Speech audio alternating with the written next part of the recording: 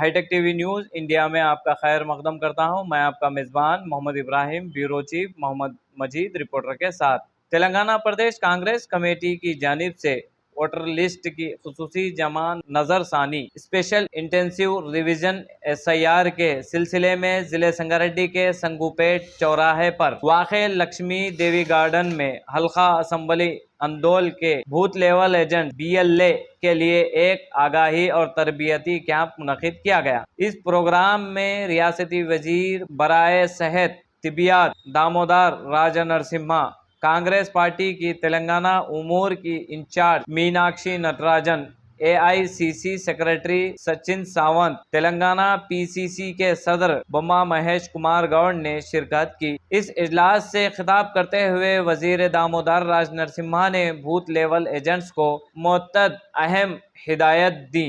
इन्होंने जोर दिया कि हर अहल शहरी का नाम वोटर फहरिस्त में दर्ज किया जाए। वोटर लिस्ट में मौजूदा गलतियों की हर वक्त इस्लाह के लिए संजीदा कोशिशें की जाएं और अवाम में अपने हक राय दही के तहफ़्फ़ुज़ और इस्तेमाल के हवाले से बेदारी पैदा की जाए।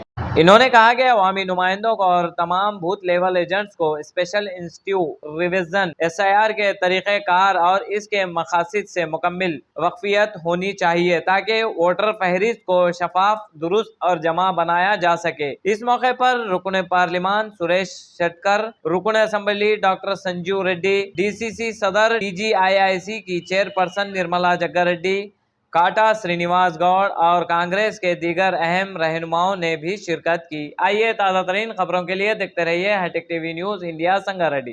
అవగాహన కల్పించాలి।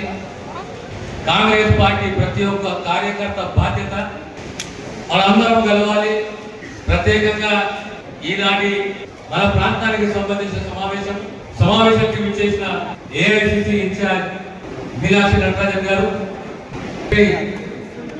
సచిన్ సావంత్ గారు, PCC అధ్యక్షులు మహేష్ కుమార్ గౌడ్ గారు, జైరాబాద్ పార్లమెంట్ సభ్యులు సురేష్ శెట్టర్ గారు, నారాయణఖేడ్ శాసనసభ్యులు సంజీవ్ రెడ్డి గారు, ఈ ప్రక్రియకు రథసారథి అయిన పరిగి ఎమ్మెల్యే రామ్మోహన్ రెడ్డి గారు, మా ఫైన్ గారు, జగ్గారెడ్డి గారు, వేదికలు అలంకరించిన కాంగ్రెస్ సీనియర్ నాయకులు, కార్యకర్తలు, పాత్రికేయ మిత్రులారా, SIR అంటే ఏంటి, దీనికి ఎంత ప్రత్యేకత ఏంటి, ఎందుకున్నది, మనం ఏమి చేయాలి, మన బాధ్యత, మన కర్తవ్యం ఏంటి, SIR కొత్తనా లేదా గతంలో SIR election commission of India నిర్వహించిందా, ఈ ఎలక్షన్ కమిషన్ ఆఫ్ ఇండియా ఎవరు, SIR కు ఓటర్ కు పౌరసత్వానికి ఏమైనా సంబంధం ఉన్నదా అంటే ఏంటి, 1947 ఆగస్టులో మనకు స్వాతంత్రం వచ్చిన తర్వాత భారతదేశంలో ఉన్న వారందరూ కూడా పౌరులే। రాజ్యాంగం ఆచరణలోకి వచ్చింది జనవరి 26, 1950। 1955లో సిటిజన్షిప్ యాక్ట్ వచ్చింది, పౌరసత్వ చట్టం వచ్చింది। 1955లో పౌరసత్వ చట్టం వచ్చిన తర్వాత ఒకసారి సవరణ అమెండ్మెంట్ అనేది 1986లో చట్ట సవరణ జరిగితే ఆ తర్వాత అనేక సార్లు పౌరసత్వ చట్టం సవరణ జరగబడింది। చివరిగా 2019లో కూడా చట్ట సవరణ జరిగింది। SIR ఒక దిక్కు, పౌరసత్వం ఒక దిక్కు।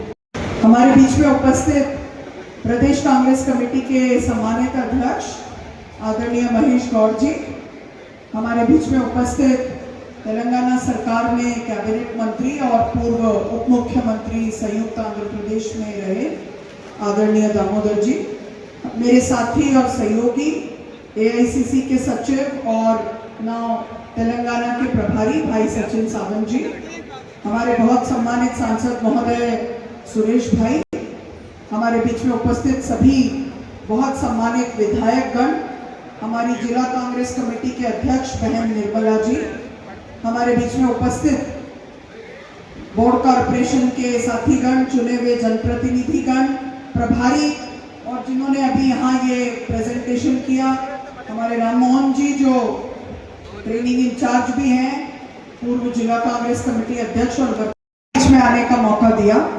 साल भर पहले हम सब एक कार्यकर्ता सम्मेलन में यहाँ मिले, पदयात्रा कार्यक्रम के बाद आप सब, और अभी दोबारा आपके बीच में ये ट्रेनिंग प्रोग्राम के जरिए आपके बीच आने का मौका मिला। तो जैसा मेरे से पहले प्रेजेंटेशन करते हुए अपनी बात हमारे साथी ने रखी और आदरणीय मंत्री जी ने भी अपनी बात रखी। हमारे माननीय सांसद जी सचिन भाई, महेश जी, ये भी आपसे बात था। हमने दो बात बहुत जरूरी है वो रखूंगी। पहली बात तो ये कि एसआईआर हमारे देश में पहली बार नहीं हो रहा। 2002 में भी एसआईआर हुआ।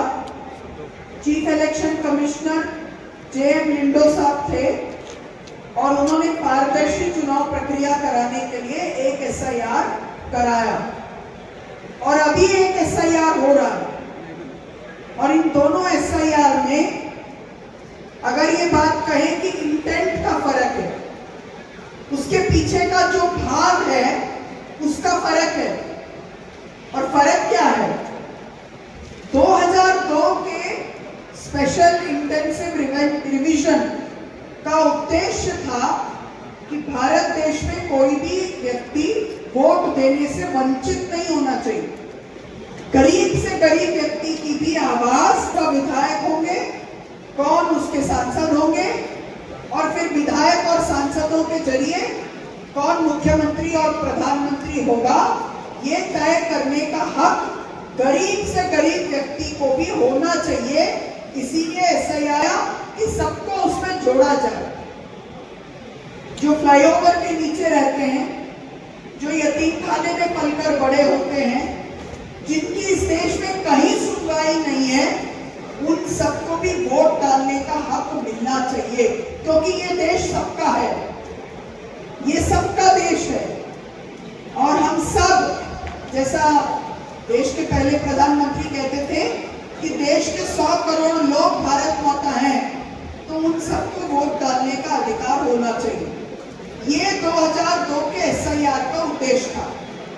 अभी एक एसआईआर किसी भी बहाने से, किसी भी तरह ज्यादा से ज्यादा लोगों को वोटर लिस्ट से काटना, खास तौर पे जो सबसे गरीब हैं। मैं अभी वो लिस्ट देख रही थी, उसमें लिखा है कि पेरेंट्स का प्रमाण पत्र लाइए या तो पति का लेकर आइए, पेरेंट्स में से किसी एक का भारत में होना जरूरी है और बहुत सारे दूसरे कंडीशन लगाए।